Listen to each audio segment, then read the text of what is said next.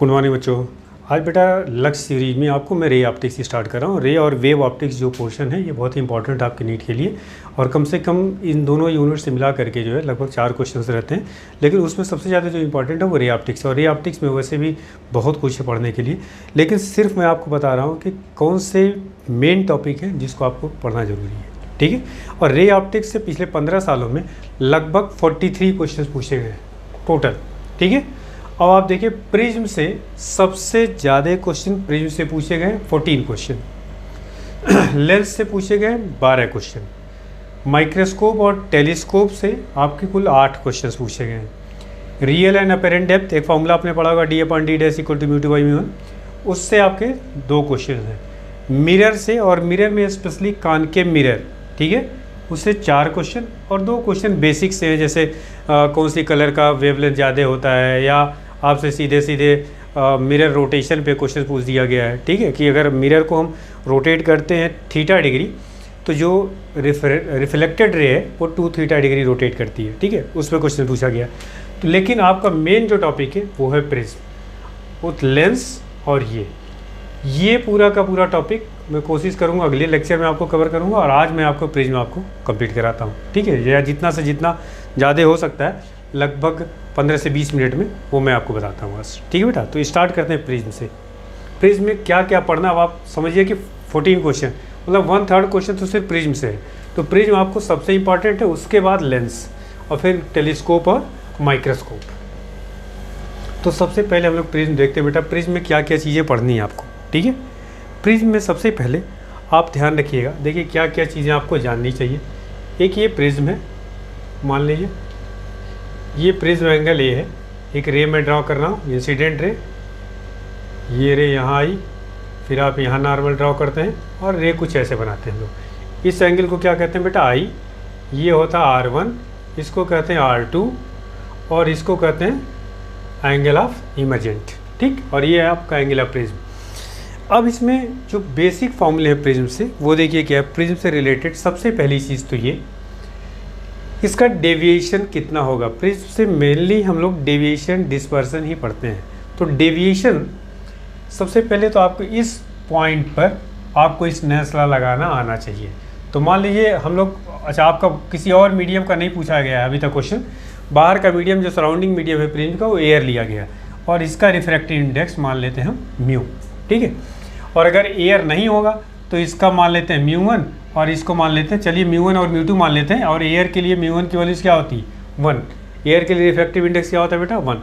तो इस point A पर सबसे पहले तो आपको पता होना चाहिए, ए और बी पॉइंट पर इस नेसला लगाना आना चाहिए, और ये 2 इक्वेशन आपको कई जगह ज़रूरत पड़ेगी।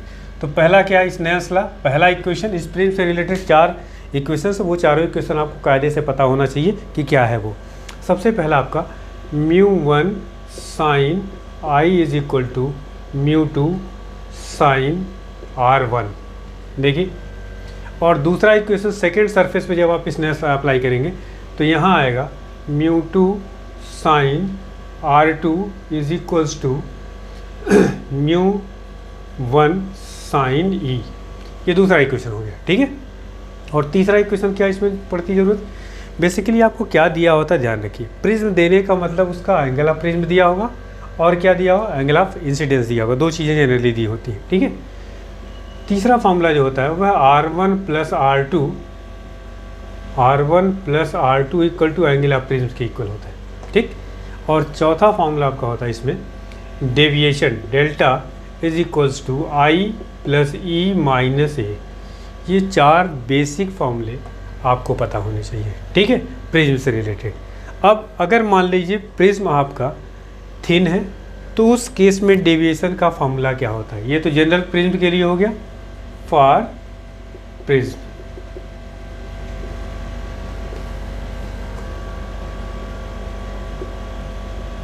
ठीक है। तो ये आपके 4 फॉर्मूले एग्जैक्टली आपको याद होने चाहिए। अब आगे देखते हैं। अगर मान लीजिए, ये आपको ध्यान में होना चाहिए, आई, R1, R2, E और ये कुल मिलाकर के आपके कितने एंगल हो गए, 5 एंगल हो गए, और एक रिफ्रैक्टिव इंडेक्स 6 पॉइंट्स, या आप कह सकते हैं 6 आपके ये 4 तो एंगल हो गए, 5 एंगल हो गए, और उसके बाद एक आपका रिफ्रैक्टिव इंडेक्स, इतनी क्वांटिटीज़ आपको रिलेट करती है फॉर्मूले। अगर मान लीजिए थिन प्रिज्म है, फॉर थिन प्रिज्म।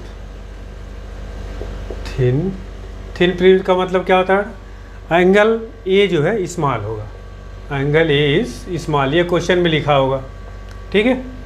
या जनरली एंगल ऑफ प्रिज्म जो है यह लेस देन आपका 10 डिग्री दिया होता है, ठीक है, ये ध्यान रखिएगा। तो आप हालांकि वर्ड जरूर स्मॉल प्रिज्म यूज़ किया गया होगा, स्मॉल एंगल प्रिज्म। इसमें जो डेविएशन का फॉर्मूला होता है डेल्टा इक्वल टू क्या होता है, म्यू माइनस 1 इंटू ए। ये फॉर्मूला आपको याद होना चाहिए, कई जगह इसकी ज़रूरत पड़ेगी, ठीक है। तो ये थिन प्रिज्म के लिए हो गया, एक बात समझ में। अब देखिए दूसरा एक केस, आपको मिनिमम डेविएशन और एंगल ऑफ मिनिमम, ये 5 फॉर्मूले हो गए आपके बेटा। अब आपका है मिनिमम डेविएशन, मिनिमम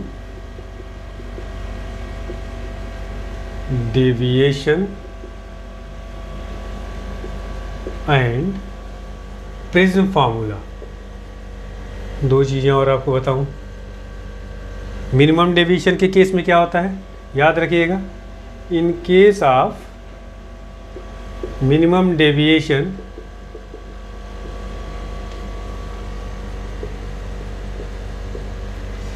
ये फिगर यहाँ माने रहने दूँ, आपको ज़रूरत बार बार इसी की पड़ेगी। ये हो गया आपका एंगल आई, ये नॉर्मल हो गया, ये यहाँ नॉर्मल हो गया, ये R2, ये R1 और ये आपका एंगल ऑफ इमरजेंट और ये हो गया ए। मिनिमम डेविएशन के केस में ध्यान रखिएगा, ये जो बाहर वाली दोनों एंगल होती है, angle of incidence and angle of emergent, ये इक्वल होती है। पहली चीज़ I equal to E and R1 is equals to R2, ठीक है, या इसको मान सकते हैं आप R।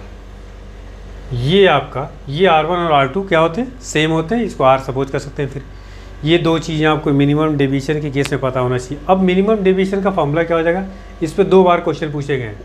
अभी आपने डेविएशन का फॉर्मूला क्या पढ़ा था बेटा, देखिए डेविएशन भी आपको बताया गया था I प्लस ई माइनस ए। तो I और E तो बराबर हो गए, तो इसको आप क्या लिख सकते हैं, 2I प्लस ई और माइनस ए, यह मिनिमम डेविएशन का फॉर्मूला होगा। ध्यान रखिएगा, इस पर कई बार क्वेश्चन आए हैं, ठीक है। ये मिनिमम डेविएशन हो गया। अब देखिए अगर हम म्यू की वैल्यूज निकालना हो, मान लीजिए, तो म्यू इक्वल्स टू एक, आपने इसको कहते हैं prism formula. Mu equal to क्या होता है, साइन।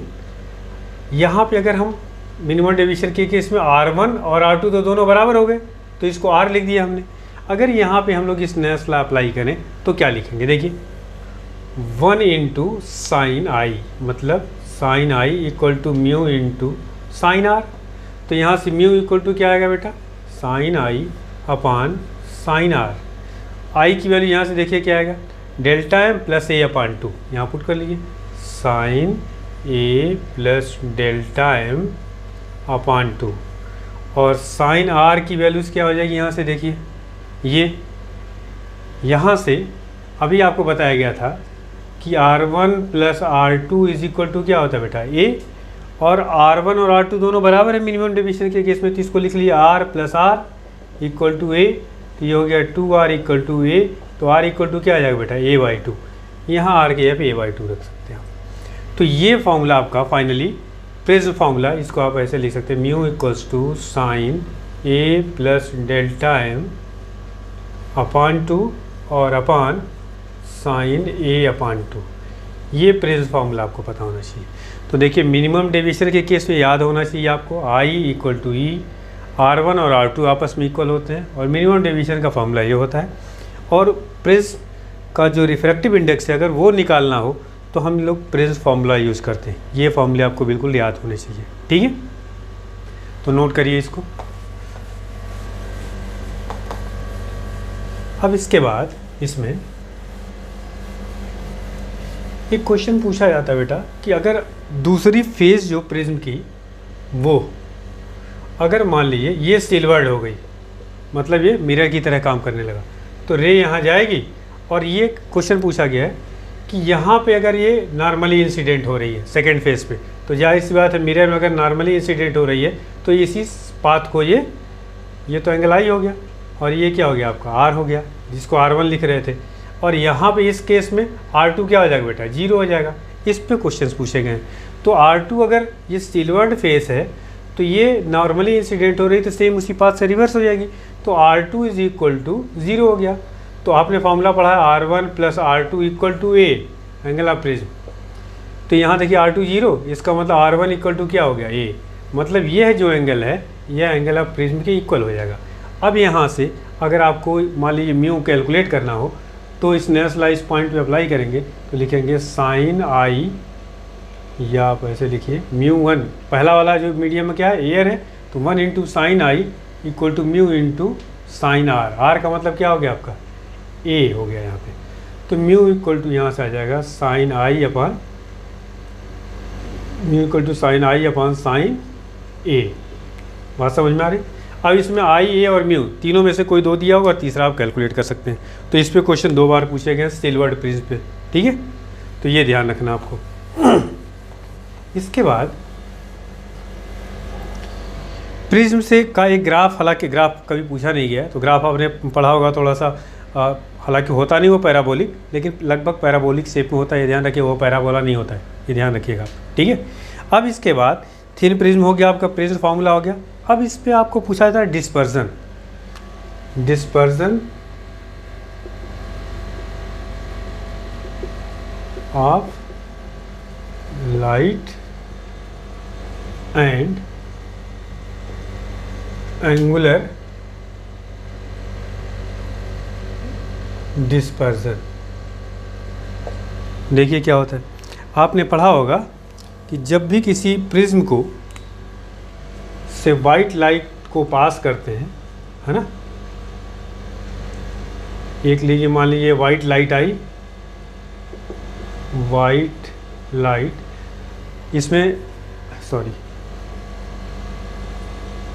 वाइट लाइट अगर आपको इस पे इंसिडेंट हुई तो ये आपको पता कि white light is the combination of 7 colours, और ये प्रिज्म से जैसे पास होती है वो 7 कलर में टूट जाती है। कुल आपके कितने हो गए, 4 5 6 और 7, फिर यहाँ पे बाहर ये सातों अलग अलग आ जाती हैं, ठीक है। सबसे ज़्यादा किसका होता है डेविएशन, ये वायलेट कलर का, और यहाँ ऊपर क्या आता है रेड। बात समझ में आ गई। एक्चुअल पाथ इस रे का अगर ना होता तो ऐसे जाती, तो ये इसका डेविएशन होगा और ये डेविएशन किसका हो गया, वायलेट कलर का। तो सबसे ज़्यादा डेविएशन होता है वायलेट कलर का और सबसे कम क्या होता है रेड कलर का। इन्हीं डेविएशन के डिफरेंस, इसी को क्या कहते हैं आप, डिस्पर्जन ऑफ लाइट, ठीक है। डिस्पर्जन ऑफ लाइट का मतलब अगर किसी वाइट लाइट को किसी प्रिज्म से पास करते हैं तो वो अपने कंस्टिट्यूएंट कलर में टूट जाती है, इसी फिनोमेना को हम क्या कहते हैं, आपका डिस्पर्सन कहते हैं, ठीक है बेटा।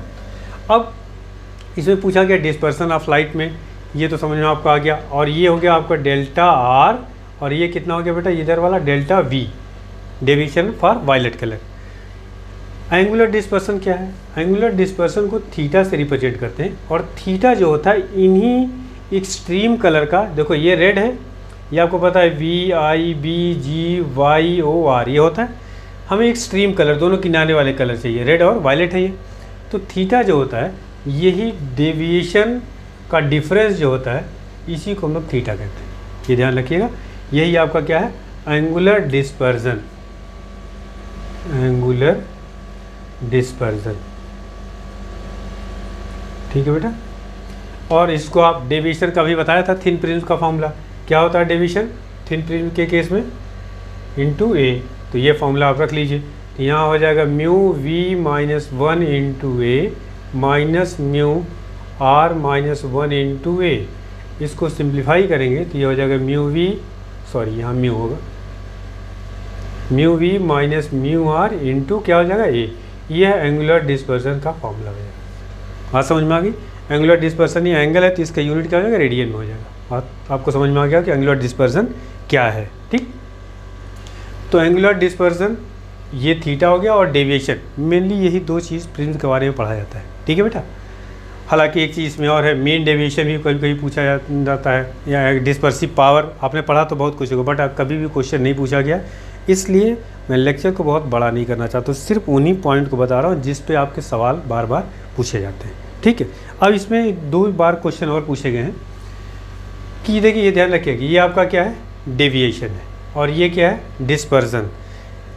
एक अगर प्रिज्म है तो इससे डेविएशन और डिस्पर्जन दोनों होगा, लेकिन अगर मैं चाहता हूँ सिर्फ डेविएशन हो, डिस्पर्जन ना हो, या सिर्फ डिस्पर्जन हो, डेविएशन ना हो, तो दो प्रिज्म को कंबाइन कर देते हैं। ठीक है, जैसे लेंस का कॉम्बिनेशन होता है उसी तरह से कॉम्बिनेशन ऑफ प्रिज्म भी होता है। तो देखिए दोनों फार्मूला में बता रहा हूँ, डेविएशन विदाउट डिस्पर्जन और डिस्पर्जन विदाउट डेविएशन। वो क्या है देखिए आप,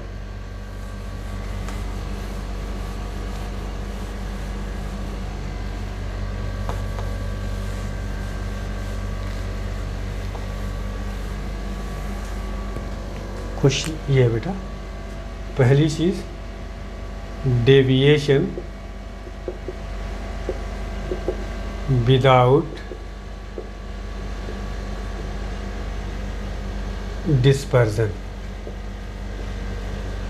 विदाउट डिस्पर्जन। विदाउट डिस्पर्जन का मतलब क्या हो गया, थीटा इक्वल टू 0, डिस्पर्जन नहीं होना चाहिए, सिर्फ डेविएशन होना चाहिए। तो इसको ऐसे कंबाइन करते हैं बेटा, एक प्रिज्म ऐसे जोड़ते हैं और दूसरा जो प्रिज्म होता है वो इसके उल्टा जुड़ता है। इसका मान लीजिए रिफ्रैक्टिव इंडेक्स आपका μ1 है, इसका μ2 है, ये है इसका एंगल ऑफ प्रिज्म A1 है, इस वाले का एंगल ऑफ प्रिज्म A2 है। और समझ में आ गई। तो आपको विदाउट डिस्पर्सन, इसका मतलब थीटा क्या होना चाहिए, 0। तो पहले वाले केस में अभी आपको बताया गया है थीटा कैसे निकालेंगे एंगुलर डिस्पर्सन। तो थीटा का मतलब हो गया दोनों प्रिज्म का θ1 प्लस θ2 इक्वल टू 0। θ1 पहले प्रिज्म का क्या बताया, μv माइनस μr इंटू ए। अब देखिए यहाँ पहले वाले प्रिज्म की बात कर रहे हैं, यहाँ तो μ1 v हो जाएगा और μ1 दिस हो जाएगा और a1। दूसरे वाले प्रिज्म के लिए क्या हो जाएगा आपका बेटा, μ2v माइनस μ2r और ये क्या हो जाएगा a2 इक्वल टू 0। अब ये जो इक्वेशन है, इस इक्वेशन पे सवाल पूछा जाता है। कभी कभी क्या होता है सेकंड प्रिज्म का एंगल ऑफ प्रिज्म पूछ दिया जाता है या पहले वाले का पूछ दिया जाता है, इसका दिया होगा। तो ये फार्मूला आपको पता होना चाहिए। हालांकि इस पे सवाल नहीं पूछे गए, जो दूसरा फार्मूला बता रहा हूँ उस पर 2 बार क्वेश्चन पूछे गए। दूसरा यह था डेविएशन विदाउट डिस्पर्जन, और अगला क्या होगा dispersion without deviation. Dispersion without deviation, ठीक है। तो विदाउट डेविएशन का मतलब डेल्टा क्या होना चाहिए, 0। दोनों प्रिज्म से मिला के मतलब δ1 प्लस δ2 इक्वल टू क्या होना चाहिए, 0। और अभी डेल्टा का फॉर्मूला भी आपको बताया है। डेल्टा एक प्रिज्म के लिए क्या था बेटा, μ माइनस 1 इंटू ए। ये ध्यान रखिएगा, ये थिन प्रिज्म ही हमेशा लेकर के इस फॉर्मूले में यूज़ किया गया है।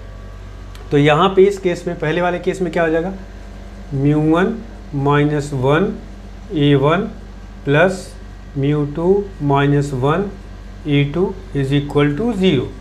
इस फॉर्मूले पे 2 बार क्वेश्चन पूछे गए, a2 पूछा गया दोनों बार शायद।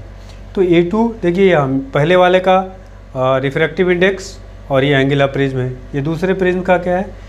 यहाँ पे अगर a2 मान लीजिए पूछा जाएगा, a2 इक्वल टू क्या आएगा बेटा, ये आ जाएगा μ1 माइनस 1 a1 अपान μ2 माइनस 1 और यहाँ माइनस साइन। आपको क्वेश्चन प्रीवियस ईयर का जब मैं करा रहा था तो आपको बताया था negative sign only indicate that ये प्रिज्म जो दोनों हैं ये रिवर्स ऑर्डर में, अपोजिट ऑर्डर में अटैच किए जाते हैं, बस उसका ये मतलब है। तो न्यूमेरिकल वैल्यूज निकालने के लिए आप चाहें तो इसको हटा सकते हैं। बात समझ में आ गई। तो ये आपका हो गया प्रिज्म से रिलेटेड कौन कौन से फॉर्मूले आपको यूज़ करने। पहले मैंने आपको क्या बताया कि सिंपल प्रिज्म से रिलेटेड 4 आपको इक्वेशन बताए, ठीक। उसके बाद थिन प्रिज्म बताया जिसमें डेल्टा इक्वल टू क्या होता है, μ माइनस 1 इंटू ए। फिर उसके बाद आपको क्या बताया कि मिनिमम डेविएशन के केस में I equal to E, R1 और R2 आपस में equal, R1 equal to R2 that is equal to R। उस केस में मिनिमम डेविएशन का फॉर्मूला होता है delta m equal to 2i minus A. फिर उसके बाद आपको प्रिज्म फार्मूला बताया μ equal to sine A plus delta m upon 2 upon sine A by 2, prism formula हो गया। उसके बाद आपको बताया सिल्वरिंग ऑफ प्रिज्म, जो कि अपोजिट फेस को जो है वहाँ से सिल्वर्ड किया गया है, ठीक है। और ये उसके बाद डेविएशन क्या होता है, किस कलर का डेविएशन ज़्यादा होता है, और ये आपका deviation without dispersion, dispersion without deviation, और डिस्पर्सन क्या होता है। इतनी चीज़ें आपको प्रिज्म के बारे में पता होना चाहिए। थोड़ी सी चीज़ें और बताते हैं जो बेसिक्स पे क्वेश्चन 1-2 बार पूछे गए हैं। देखिए क्या था वो, म्यू का फॉर्म, म्यू रिफ्रैक्टिव इंडेक्स जो है वो बेसिकली है क्या चीज़। रिफ्रैक्टिव इंडेक्स 1μ2, इसको कहते हैं refractive index of second medium with respect to first medium, ठीक है। दिस इक्वल्स टू होता है बेटा μ2 upon μ1 is equals to v1 upon v2 is equals to λ1 upon λ2। ये फॉर्मूला आपको याद होना चाहिए, इस पे भी सवाल एक बार पूछा गया है। और अगर सिंपल म्यू पूछा जाए तो म्यू इक्वल टू क्या होता है, c अपॉन v। किसी मीडियम का जो रिफ्रैक्टिव इंडेक्स होता है, मेनली क्या होता है कि refractive index is the ratio of velocity of light in both the medium.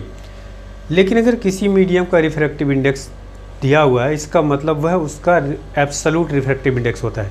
और एब्सोल्यूट रिफ्रैक्टिव इंडेक्स कैसे निकालते हैं, velocity of light in air या वैक्यूम c है into velocity of light in that medium.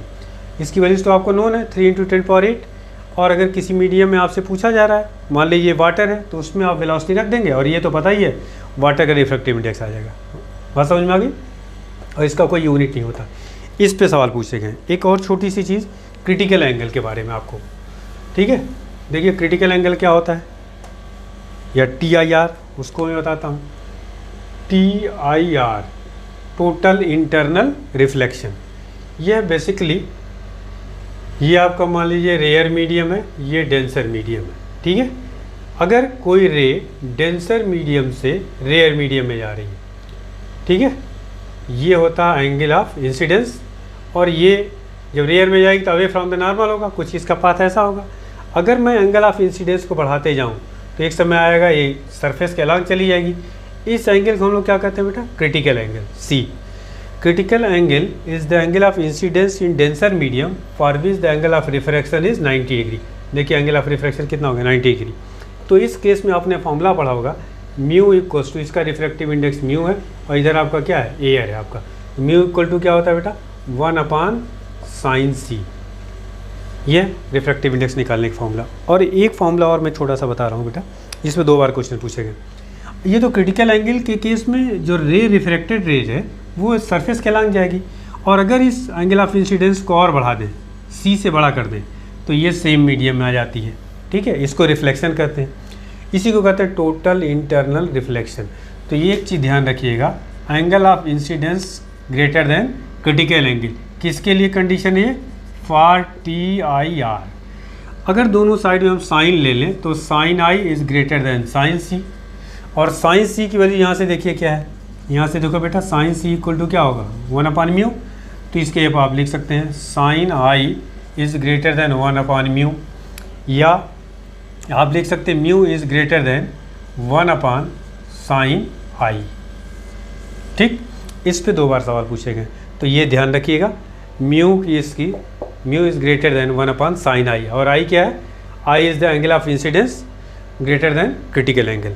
तो ये इस पे सवाल पूछे गए, ये आपको पता होना चाहिए TIR। बात समझ में आ गई। तो ये आपका प्रिज्म का जो पोर्शन था बेटा कंप्लीट होता है। इतनी ही चीज़ें आपको प्रिज्म में पढ़नी है, ठीक है। और अगले आपके 15 मिनट के शॉर्ट रिवीजन में मैं आपको पूरा लेंस बता दूंगा, मिरर बता दूंगा और टेलीस्कोप के बारे में बता दूंगा, ठीक है। तो ये अगले लेक्चर में आपका ये कंप्लीट हो जाएगा, पूरी रे ऑप्टिक्स। ठीक, थैंक यू।